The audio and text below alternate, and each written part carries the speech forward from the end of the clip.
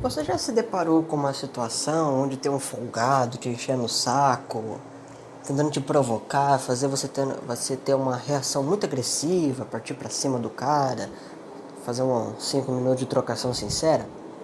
Você já teve aquele professor safado seu que fica te perseguindo, te marcando, te enchendo o saco? Aquela guria sociopata que fica te caçando em qualquer lugar, ou aquele guri maluco, um padrasto filho da puta, uma madrasta filha da puta, um chefe cuzão que fica tentando te boicotar, gente que fica desejando seu mal, tentando te ficar de olho gordo em você, dificultando a tua vida familiar, ou às vezes até dentro mesmo, vai, que a gente citou, algum familiar seu que fica tentando causar discórdia entre a família, cisão entre parentes. Provavelmente você já deve ter encontrado alguma pessoa chata por aí no mundo, porque, convenhamos, isso existe no nosso planeta em suprema abundância. Mas como que a gente deve se portar perante isso? Ou qual que é o jeito mais produtivo e benéfico para nós mesmos e para o mundo, pessoas que estão em nossa volta, por assim dizer? Como que a gente deve se portar diante dessa situação? Né? O que traz qualidade de vida? Né? Como é que resolve esse problema? Hoje a gente vai falar de um princípio taoísta muito bacana chamado Wu Rei. Tá? Então pega a pipoca, senta na poltrona e, como diria o Zangado, vem com o tio. O taoísmo é uma crença milenar, tá bom? De origem chinesa, tá? Algumas pessoas questionam se de fato ela é uma religião. Né? Algumas pessoas acham que esse conceito de religião ele pode ser um tanto quanto ocidental, aquela coisa da etnia dos conceitos, né? Que eu vou aqui tecer comentários profundos sobre os problemas de lógica formal que isso implica. Algumas pessoas preferem por filosofia, até alguns taoístas mesmo preferem usar o termo como filosofia ou sabedoria, tá? Que é um termo muito utilizado para quem já estudou hinduísmo, sabe, ou quem estudou a Mathesis Megiste do Mário Ferreira dos Santos sabe o significado da palavra sabedoria, que é repetida tanto no hinduísmo, no taoísmo, no shintoísmo, e vai aparecer até em místicos cristãos da Baixa Idade Média, como por exemplo o Hugo de São Vítor, né, que fala joga no primeiro capítulo sobre a sabedoria. Independente se é uma religião, ou se é uma filosofia, ou se é das duas, né? Tem uma filosofia taoísta, uma crença taoísta, e elas se mesclam e se complementam, eu acho que talvez essa discussão não é tão bacana sobre isso, né? Mas muita gente ouviu falar de taoísmo, muita gente até me pergunta coisas de taoísmo. Já conheci alguns nomes de taoístas, né? O Laozi, o Liese, né?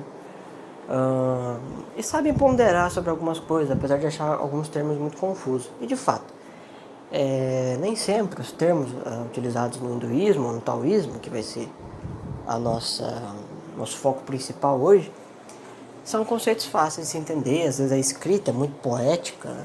Acaba atrapalhando um pouco a leitura de pessoas que gostam de filosofia, mas estão acostumados com tratadistas. Né? Estão acostumados com Aristóteles, com John Locke, com Jean-Jacques Rousseau, com Leibniz, Hegel e por aí vai. Né? Acostumado com filósofos muito diretos nas suas exposições. Mas o taoísmo, se a gente for entendendo um pouco a estrutura do taoísmo, a gente pode comparar o taoísmo como se fosse uma árvore. Né? Muitos taoístas usam essa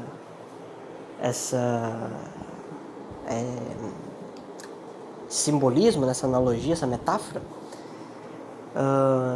e a árvore ali dividida na sua raiz, no seu tronco, né? E nas suas folhas, né? Onde a base do taoísmo é o Lao Tse, né? É o livro do Tao, o Tao Te Ching, né? Escreve-se Dao de Jing, mas a pronúncia no chinês antigo é Tao Te Ching, tá? O livro do Tao. E aí os frutos que ela dá é o I Ching, né? I Ching, que é um livro sobre nomes, né? Só que não é parecido com esses livros de nominalistas que a gente lê, que são autores ocidentais mesmo, seja da Europa Ocidental, Meridional, Leste Europeu. Né? É diferente, porque os nomes das coisas para o taoísmo não são coisas que você assim, eu quero que isso chame-se isso, né? Então vai chamar pato, porque eu quero. O nome no taoísmo está completamente atrelado à essência do objeto. Então é o som verdadeiro do nome real da coisa que ela não emite fisicamente, mas que é percebida pela nossa contemplação e que funciona como a voz das coisas. Às vezes a gente encontra elementos da cultura japonesa, por exemplo, no One Piece, que é um mangá japonês, né? Não é chinês, é japonês, mas os japoneses têm contato com o taoísmo há muito tempo, que fala da voz de todas as coisas, né? A comunicação para além da fala, né? A voz da alma. Eu vou usar o One Piece para explicar mais coisas sobre o taoísmo, tá? Os taoístas de plantão que me perdoem, mas eu acho que se explicar usando exemplos fáceis, até um retardado mental consegue entender isso. Deixa eu ajeitar minha fotinha do Aristóteles aqui que ela fica caindo. O Aristóteles sempre quer analisar as coisas por baixo. No taoísmo tem um Deus, tá? Tem um princípio. E as almas, elas se conectam com esse princípio, com esse Deus, mas através de um caminho. Esse caminho é o tal. João, mas o que seria esse tal? É o caminho. Tá, mas o que seria esse caminho? É o caminho, cara. Não tem mais definições. O tal é isso, cara. O tal é uma via. O Lao Tse, no começo do Tao Te Ching, fala que ele é inominável. Esse tal aqui é só um termo, mas não é a voz real de todas as coisas. Essa voz real, ela aparece em outras crenças. No hinduísmo e no budismo, muitas pessoas, na prática meditativa dessa crença, eles ficam meditando e fazendo um som muito engraçado. É como se fosse assim, tipo assim, e fica nisso, sabe? E aí você vê a pessoa, acha que ela tá fazendo alguma coisa esquisita, tá invocando algum demônio da Ars Goetia, mas ela não tá fazendo nada demais. Ela tá soltando o som de dentro dela, até ela chegar num ponto, numa tonalidade que fique contínua. E é nessa tonalidade contínua que ela encontra o seu verdadeiro nome. Olha que coisa legal. Por isso que eles ficam fazendo essas meditações com sons, tá? Pô, meditação não precisa ter silêncio, então o silêncio tem que ser interno, tá? Não dá pra fazer o mundo inteiro calar a boca. O mundo é um mundo de vibrações, o que aparece também no hermetismo, tá? Na filosofia do Hermes Trismegisto. As crenças estão muito conectadas, né? Acho que quinta-feira a gente vai poder explicar um pouco melhor sobre elas naquele vídeo gigante que eu vou fazer. A respeito de algumas polêmicas, né? Mas a gente percebe que o taoísmo ele tem uma dualidade muito bacana entre vida prática e vida contemplativa. Você tem que ter as duas coisas. Você tem que contemplar isso, tentar se encontrar com o tal de algum modo, e se encontrar com o tal de algum modo é um caminho para a divindade, e praticar esses ensinamentos. É muito importante ter as duas coisas no taoísmo. Em outras crenças também. Mas os taoístas levam muito a sério isso. Os cristãos ao longo do tempo perderam um pouco esse feeling. Mas os taoístas levam muito a sério isso. Com a graça de Deus. Mas como encontrar esse caminho inominável? Como é que faz para se encontrar com o universo inteiro? Ficar de face com os primórdios da criação? Parece que a resposta taoísta é simples, mas ela não é simples.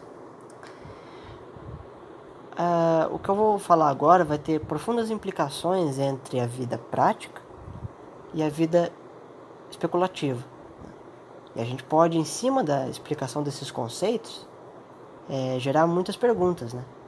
Como se proceder praticamente em relação ao que vai ser explicado? Como se proceder contemplativamente? Né? Será que o cristianismo tem alguma coisa a ver com esses conceitos? Se tem, como que a gente desenvolve isso? Será que tem alguma coisa a ver com o tal do Lewis? E outras questões muito interessantes que surgem. Bom, os taoístas buscam esse equilíbrio porque internamente a alma, dentro dessa cosmovisão, tem uma dualidade muito importante, que é a dualidade do yin e do yang. O princípio do sol, da atividade, o princípio da lua, da passividade. Potência e ato. Determinação e possibilidade. Potência e ato é um conceito que é utilizado na filosofia grega há muito tempo, graças ao Aristóteles, que a gente tinha comentado aí da fotinha que só cai. O conceito aparece tudo quanto é livro dele. No Oriente aparece também no hinduísmo, só que em daimons, tá? Daimon é demônio em português. Não confunda com os demônios cristãos e tal. O daimon, ele é um gênio dentro dessas crenças. Pode ser bom ou ruim, isso aí depende do daimon, do gênio. E na filosofia hindu tem dois, que é o Prakriti e o Purusha. Às vezes são interpretados, né, porque como no hinduísmo tem várias escolas, Sankhya, Veda, Yoga, etc., às vezes são interpretados como substâncias, ou como potências, ou energias, tá? Nem sempre são como gênios. Tem algumas escolas um pouco mais materialistas no hinduísmo, que nem sempre são ortodoxas, algumas são heterodoxas. E aí é comentado entre o Prakriti e o Purusha também, esse lance da determinação, da possibilidade, da potência do ato. E no Yang fica assim, fica aquele círculo que todo mundo conhece, um pedaço preto, outro pedaço branco, todo mundo já viu em algum lugar essa porcaria, que é a parte da atividade humana e da parte da passividade humana. Como e quando ser passivo e ser ativo. Por favor, não pense em putaria. Não agora. Na hora que acabar o vídeo pode pensar. Pro taoísta tem que ter um equilíbrio, cara. Senão a gente entra naquilo que tem que ter um equilíbrio, né? O Mário Ferreira de Santos chamaria de concreção, e o desequilíbrio ele chamaria de abstratismo. Que é quando você vai ter só atividade ou só a passividade. Tu tem que ter os dois. Eles têm que estar harmônicos. O que significa que você tem que saber a hora certa de aplicar cada um. Um livro escrito pelo Liese, há muito, muito tempo atrás, ou Litsé, que às vezes não vem com o nome de Liese, então é um nome muito bonito. Eu gosto, pelo menos. Chama Tratado do Vazio Perfeito. Esse livro é uma série de histórias e de sermões, por assim dizer, não chega a ser bem, são anedotas de modo geral, mas que trazem sempre uma reflexão sobre a vida taoística. Fala sobre estado, sobre guerras, sobre comportamento, muita coisa, muita coisa. E uma das histórias que o Liese conta é de um guru que encontra uma pessoa que consegue analisar a alma dos seus semelhantes. Então ele olha para a pessoa, ele vê o interior do sujeito. E aí o guru fez uma pegadinha com ele, porque ele mostra no primeiro encontro o princípio da atividade, né? E depois mostra o princípio da passividade. E nos dois casos, essa pessoa que tentava analisar a alma da pessoa para saber se ela estava doente ou não, né? Analisar o interior da pessoa, um negócio até esquisito, falava que a pessoa estava doente. Ela estava muito ativa, muito eufórica e às vezes muito passiva, muito calma. Excesso traria doença. E na terceira vez o guru mostra o equilíbrio do yin e do yang. E aí o guru sai correndo de medo, porque eu nunca tinha visto uma pessoa tão saudável. É exatamente isso que o taoísta procura. Ele procura esse equilíbrio. Uma pessoa muito ativa, o que ela vai fazer? Ela vai responder tudo o que vier na cabeça dela. Então ela vai, às vezes, agir com muita grosseria, com muita secura, porque ela está com um eu... os taoístas às vezes separam também, alguns autores assim que gostam muito do Confúcio, separam do eu lógico e do eu intuitivo. O eu lógico seria a nossa razão, e o eu intuitivo seria a nossa afetividade, o que é para nós aqui na filosofia ocidental, né? Que vai desde Platão até, sei lá, Piaget, sabe? Então, às vezes a pessoa, ela responde de um jeito muito seco, e aí você fala assim, bom, pelo meu eu lógico, eu deduzo que essa pessoa é ruim, mas pelo meu eu intuitivo, né, eu acho que talvez ela esteja passando por um momento muito difícil. Talvez essa não seja a pessoa de fato, ainda mais se eu conheço ela, eu sei que ela não é assim, mas ela tá estranha. Ela tá se comportando de um jeito mal. Então às vezes eu posso tentar saber o que é para tentar ajudar. Uma pessoa muito impulsiva, uma pessoa que atualiza muito o sol, né? Ela vai fazer tudo com muito excesso. Vai ser tipo aquele homem cordial do Sérgio Buarque de Holanda, que é muito emotivo, é muito passional, sabe? Então assim, qualquer coisa que falar pra ele, ele vai se inflamar. Mesmo seja uma piadinha tosca, de amigo, sabe? Tudo que ele faz com o coração na mão, às vezes com boas intenções, mas esse excesso de sentimentalismo afeta ele, afeta relacionamentos íntimos, relacionamentos de amizade, afeta o trabalho, afeta a convivência dele em sociedade. Às vezes tem coisa que a gente tem que relevar. E a pessoa muito ativa não faz isso.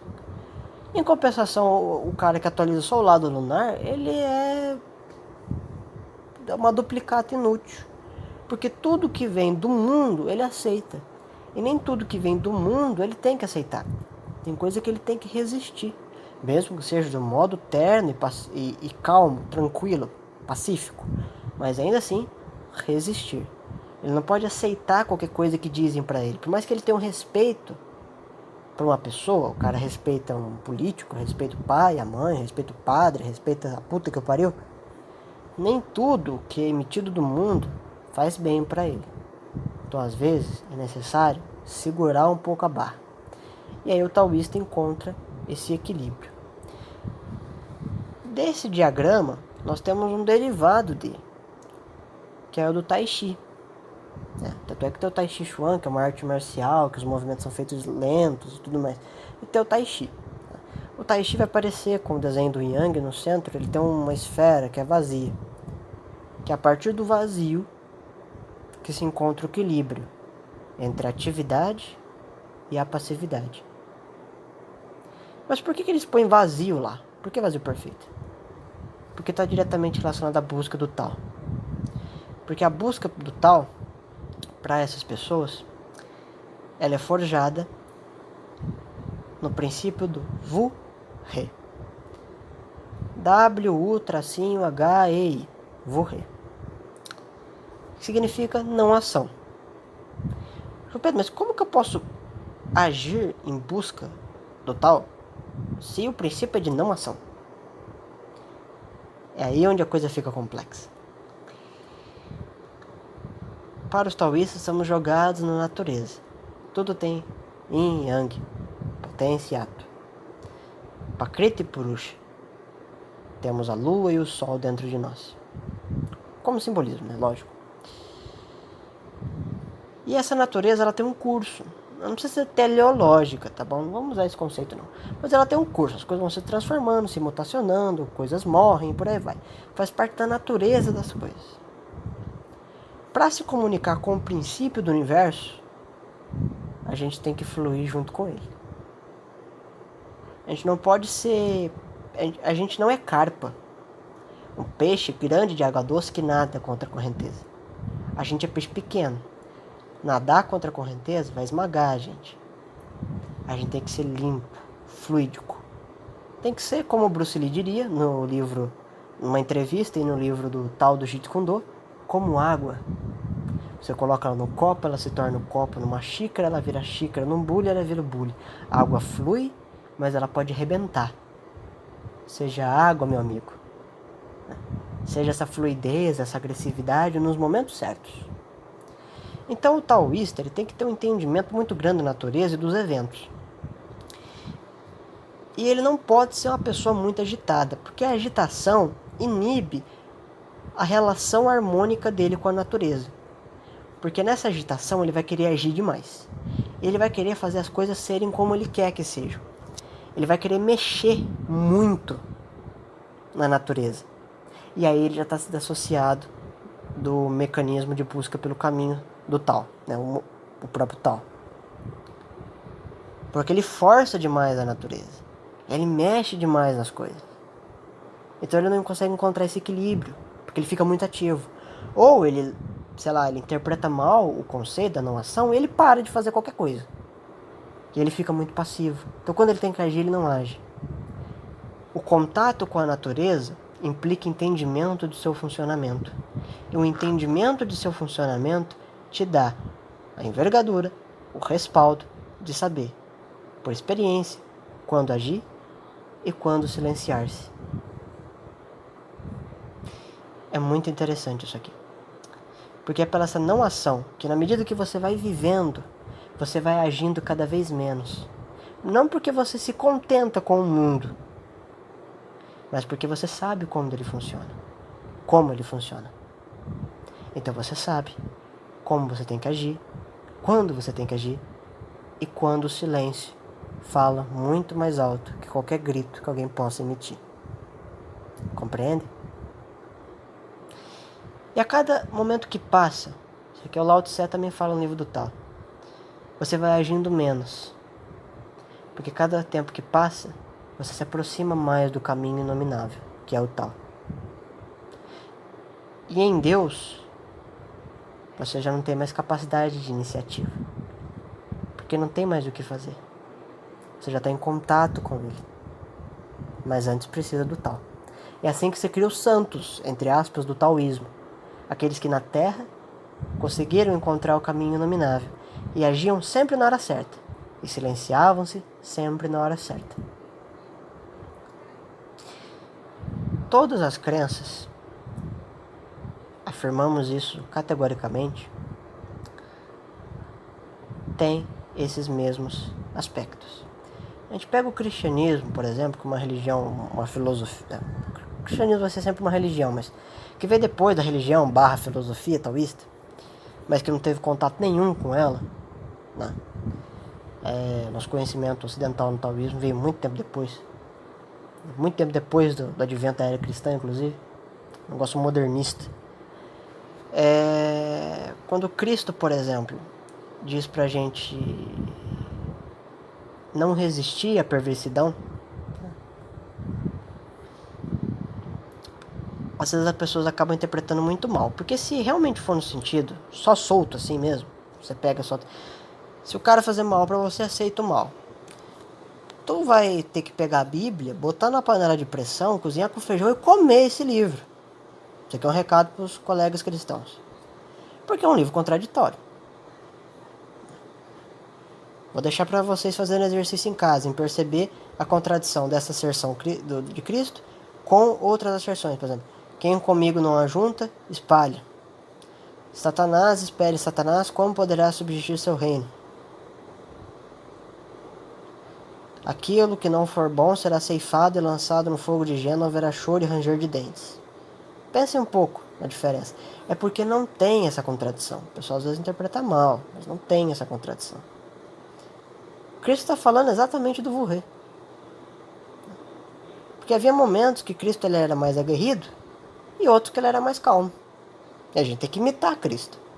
Quando Cristo entra na sinagoga e sai quebrando todas aquelas mesas, aqueles vasos de feirantes. Por quê? Porque estava errado, porra.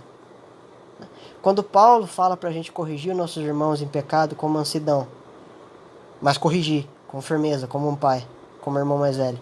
Porque tá errado, porra. É o momento da atividade. Quando Cristo fala lá no Evangelho de Lucas, venda tua capa, compra uma espada porque a gente vai pra uma estrada que tem ladrões. Quer dizer, se tu comprou uma espada é um mecanismo de defesa. Por quê? Porque tá errado, pô. Aquilo é mal.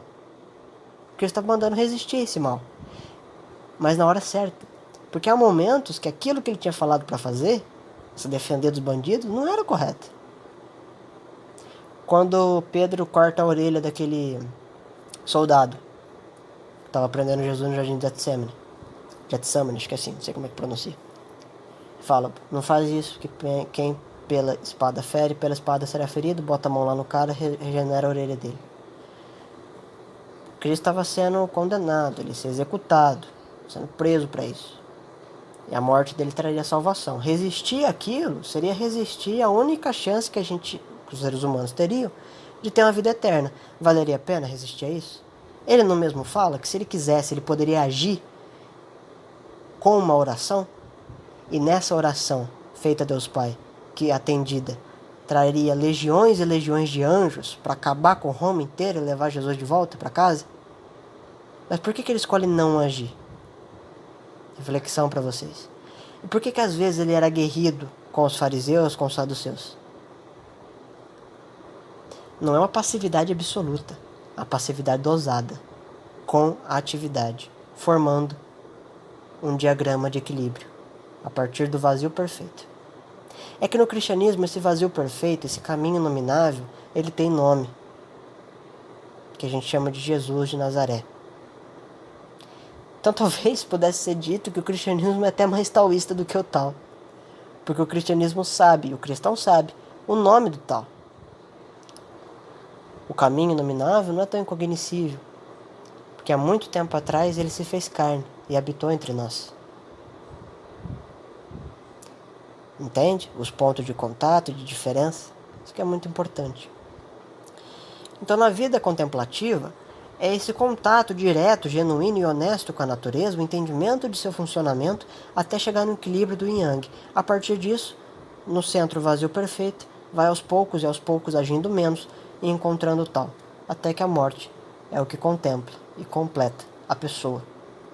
O caixão tem 6 lados, porque o 6 é o número da harmonia, junção de contrários no pitagorismo. Na vida prática, o taoísta, com o Wu-He, com o Yin-Yang, e o Tao e os caralho a 4, ele avalia quando ele deve agir e quando ele não deve agir. Às vezes as pessoas falam umas coisas bem feias pra gente, ou tentam instigar a gente a pecados e as coisas ruins. Aqui a gente pode usar até com os conceitos cristãos, não tem problema não. E que não vale a pena você resistir a isso do ponto de vista ativo. Você ir lá, você peitar os caras, não, eu vou brigar com todo mundo aqui. Tudo. Às vezes é bom você ficar quieto. Conheço alguns amigos que passaram por muitos problemas. E às vezes, algumas ações deles não valeram a pena. Mas eles entenderam o poder da passividade dosada. Em muitos momentos, no silêncio, eles encontraram respostas e soluções para os problemas. Coisa que na euforia não se podia encontrar. Então a lição que o taoísmo cita, pelo menos nesse lance de vida prática, é viva a vida, de verdade. Seja sincero com a vida, que a vida vai ser sincera com você. E na medida que você entende o funcionamento do mundo, das pessoas, que é o que tem mais de interessante aqui, são as pessoas, você vai saber a hora de agir, como, quando e o porquê, e a hora do silêncio. Então nem sempre aceitar provocações vale a pena. E nem sempre deixar pra lá vale a pena. Tem momentos certos de ação. Confúcio já dizia, quem ataca a coisa pelo fundamento errado, destrói toda a estrutura. Então a passividade do cristão, a passividade do taoísta, é para que nos momentos que devem ser passivos, que seja o feito, porque a atividade naquele momento, naquela situação, iria multiplicar o ódio do mundo. Então a gente vem, por exemplo, do One Piece. O arco atual de One Piece, o arco de Wano, que eles estão lá na Terra dos Samurais, e a guerra que acontece em Onigashima é oriunda da profunda rixa do clã Kozuki com o clã Kurozumi. Então assim, o Wano era controlado por um shogun do clã Kozuki, e havia daimyos, governadores de cada região de Wano, clã Kurozumi. Quer dizer, tinha vários clãs, né? Um dos clãs era o clã Kurozumi. Esse governador do clã Kurozumi queria ser shogun, mas para isso ele precisava matar todos os outros daimyos. E ele fez isso, ele envenenou todo mundo. Quando o shogun abriu uma investigação e descobriu que era ele não quis ser morto pelo shogun. Então ele se matou. Tomou veneno, se eu não me engano, não lembro agora da história completa. Só que o shogun não parou por aí. Ali já tinha acabado o problema. O assassino de Wano tinha morrido. Acabou o problema. O que o shogun fez? Excesso de atividade. Ele foi lá e perseguiu todos, junto com a população de uma determinada época de Wano, todos os membros do clã Kurozumi. Mataram os pais de Kurozumi Orochi e Kurozumi Kanjuro. Essas duas pessoas do clã Kurozumi, muito tempo depois, deram um golpe de estado e mataram o herdeiro do shogunato de Wano, Kozuki Oden. Não só isso, mas depois criaram um reino de ditadura junto com um pirata infame, um dos piratas mais malditos que tem lá no universo do One Piece, e começaram a destruir a natureza de Wano e a escravizar as outras pessoas, que eram descendentes daquelas que haviam perseguido os Kurozumi 30 anos atrás. Você percebe? Tinha, sei lá, 8 daimyos de Wano e o Shogun. 9 pessoas que estavam envolvidas no processo de assassinato. Depois isso se multiplicou para centenas. E no cume da tragédia virou milhares de pessoas. Na tentativa de acabar com o ódio dos Kurozumi, os Kozuki aumentaram o ódio dos Kurozumi. O ódio dos Kurozumi aumentou o ódio das pessoas que vivem o Wano, entre aspas, hoje em dia. Né? Hoje em dia na história do One Piece. Você percebe como um ato foi ficando cada vez maior, envolvendo pessoas que, a priori, não tinham nada a ver com isso. Até virar um país destroçado pela ditadura. É um mangá, gente. Mas tem tudo a ver com o que a gente está falando até agora. Agiram impulsivamente na dosagem errada. Esse é o equilíbrio que a gente está falando. Da hora certa de agir e da hora certa de se retrair. Quando a situação ameaça a sua vida, quando ela realmente ameaça quem você ama, quando ela pode trazer prejuízos grandes, e você tem capacidade de impedir isso, você tem que proteger a sua vida, proteger quem você gosta, que é quase inevitável, então que você o faça. Mas quando a situação é rixas, dissimulações, maus entendimentos, atitudes desonestas, covardia, canalice, isso não é nada mais que o teatro da inveja, descrito por René Girard. Então nem sempre vale a pena a gente agir. Estudar o taoísmo é estudar o equilíbrio. E é no equilíbrio que a gente encontra a paz.